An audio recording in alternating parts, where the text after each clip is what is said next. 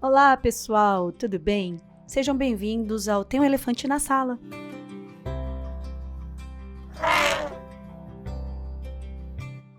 E hoje a gente vai falar mais um pouquinho da minha história e de alguns dados assustadores que eu pesquisei e consegui obter para trazer aqui para vocês. Sabe, quando eu tinha 17 anos, eu engravidei, como eu disse para vocês antes. E eu estava num relacionamento que não estava legal. Um relacionamento abusivo, com violência. E eu permaneci nesse relacionamento porque eu fiquei insegura de ficar sozinha, tão novinha, grávida. E eu permaneci nesse relacionamento. E meu filho nasceu, a gente foi morar junto. E esse relacionamento foi ficando cada vez mais problemático, inclusive com risco para mim e para o meu filho. Quando ele tinha mais ou menos uns 4 meses, então eu resolvi sair desse relacionamento que não estava nada bom, nem para mim, nem para o meu filho. E eu voltei para a casa dos meus pais, e eles foram a minha rede de apoio. Só que nesse momento eu percebi que eu comecei a viver uma coisa que é muito comum aqui no Brasil. Eu encontrei um dado que eu achei alarmante, e eu vou ler ele aqui para vocês. Segundo a Fundação Getúlio Vargas, o Brasil tem mais de 11 milhões e meio de mães que criam seus filhos sozinhas.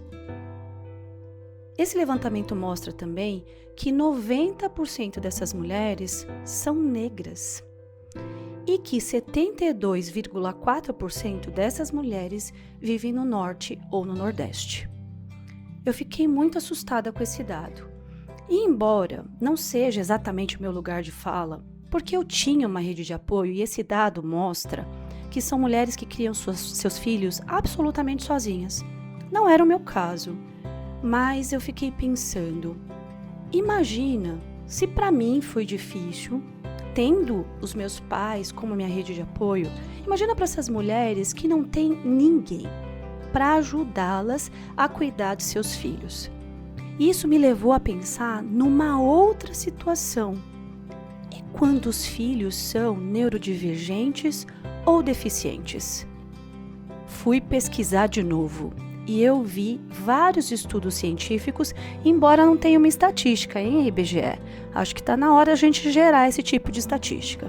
Mas estudos científicos mostram que mães que têm filhos deficientes ou neurodivergentes sofrem muito mais com a questão do abandono paterno, porque elas têm que viver uma jornada dupla, assim como as mães de filhos neurotípicos, mas elas têm que cuidar de crianças que precisam de apoio muito maior. Terapias, tratamentos, gasto muitas vezes com esses procedimentos, com medicamento, e ficam absolutamente sozinhas nesse trabalho tão difícil. Pois é, eu fiquei ainda um bom tempo solteira até que eu me casasse novamente. E eu tinha que trabalhar e foi naquele momento que eu decidi voltar a estudar. Então eu tinha uma jornada tripla: os estudos, o trabalho e o cuidado com meu filho. Só que eu tinha ajuda. Imagina as mães que não têm. Elas provavelmente têm muito mais dificuldade, inclusive, de se qualificar profissionalmente. Porque como é que estuda? E isso ainda gera um outro problema, o de baixa renda. Então vão se somando uns problemas sobre os outros. Mas sabe, a gente precisa tomar cuidado com essa ideia da romantização da maternidade. Tá tudo bem não tá bem. E tá tudo bem pedir ajuda. E a gente tem alguns recursos disponíveis, não vão dizer que são muito frequentes ou muito eficientes, mas a gente tem alguns recursos para lançar a mão. As pessoas neurodivergentes, deficientes, têm direitos legais, inclusive de auxílio financeiro do governo. E também muitas ONGs e organizações e instituições que oferecem serviços gratuitos ou a preço muito baixo.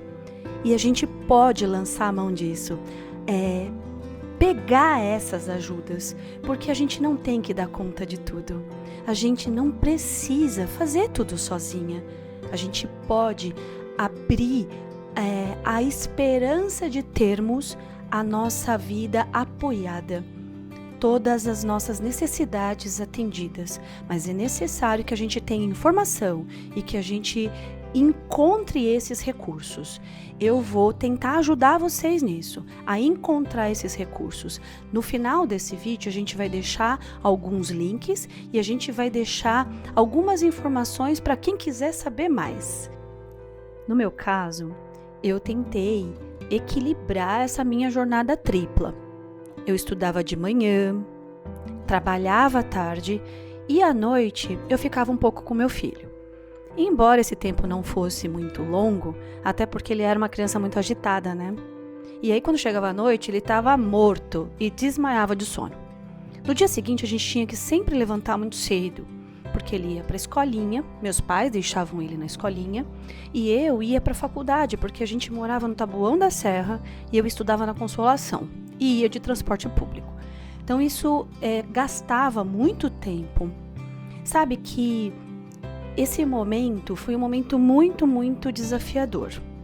Eu dormia pouco, descansava muito pouco, eu sentia saudade de ter momentos com meu filho e a gente conseguia fazer um pouquinho disso mais no final de semana.